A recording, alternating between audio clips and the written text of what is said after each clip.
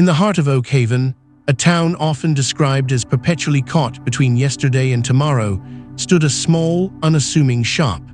Its windows were adorned with a mesmerizing array of timepieces, grand grandfather clocks, delicate pocket watches, and curious cuckoo clocks that chirped melodies long out of fashion.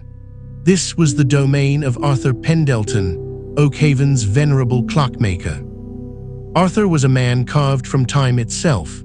His hands, though gnarled with age, moved with the precision of a master surgeon, coaxing life back into gears and springs.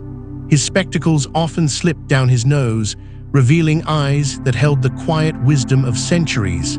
Yet, Arthur Pendleton wasn't merely a repairman of mechanisms, he was a silent guardian of moments. The townsfolk, in their bustling lives, saw him as a quirky old artisan. They'd bring him their broken watches, grumbling about lost minutes, and he'd nod, offering a cryptic smile. What they didn't know was that Arthur saw more than just stripped cogs or frayed mainsprings.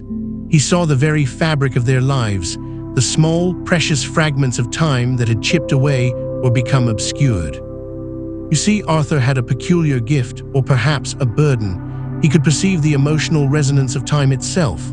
When a clock stopped, especially one deeply cherished, it wasn't just metal seizing. It was often a moment, a memory, a feeling that had become trapped or forgotten within its intricate dance. A mother's locket watch that stopped the day her child left for college, a grandfather's mantelpiece clock that fell silent after his beloved dog passed away. These weren't mere coincidences to Arthur. His workshop was more than a place of repair. It was a sanctuary for lost joy. Each night, long after the last customer had left, Arthur would sit at his worn wooden bench. He wouldn't just mend the gears, he would mend the memory.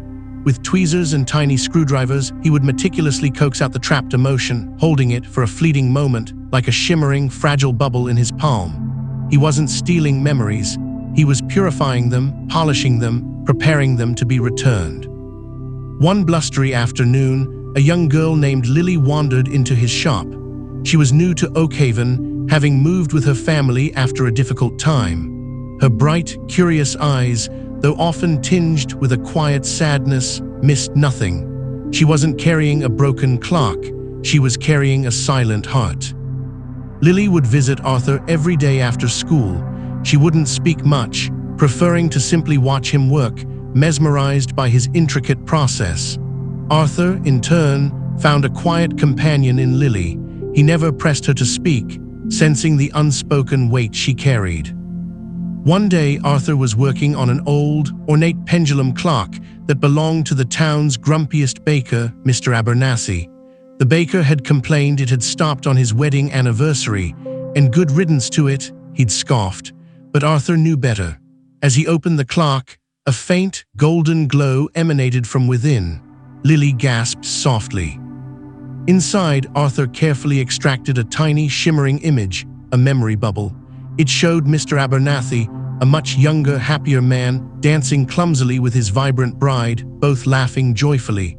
Lily's eyes widened.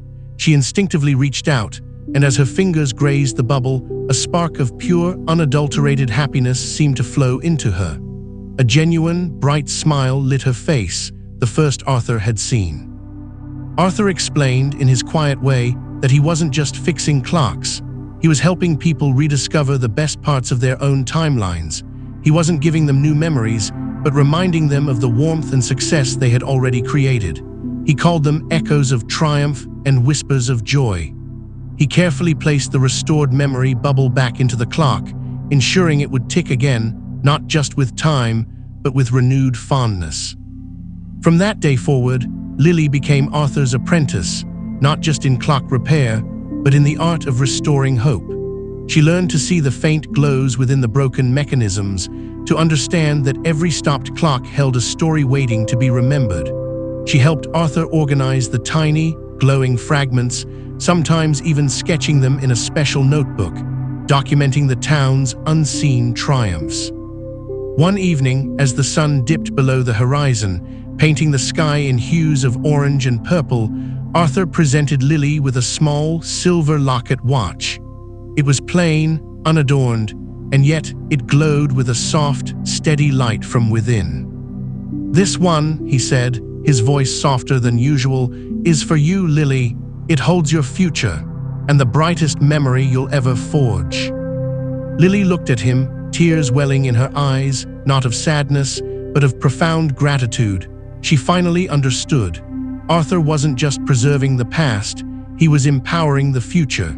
He had helped her find the missing pieces of her own happiness, reminding her that even in silence, stories of resilience and hope were always ticking, just waiting to be heard. As Lily grew older, she took over Arthur's shop, becoming Oakhaven's new guardian of time and tales. The shop, once silent, now hummed with the quiet rhythm of renewed hope, always filled with the gentle, rhythmic ticking of clocks, each one a testament to the enduring legacy of joy, success, and the simple act of remembering what truly matters. And sometimes, if you listened closely, you could hear the faintest echo of a happy dance, a proud achievement, or a loving whisper, all carefully preserved within the heart of a perfectly ticking clock.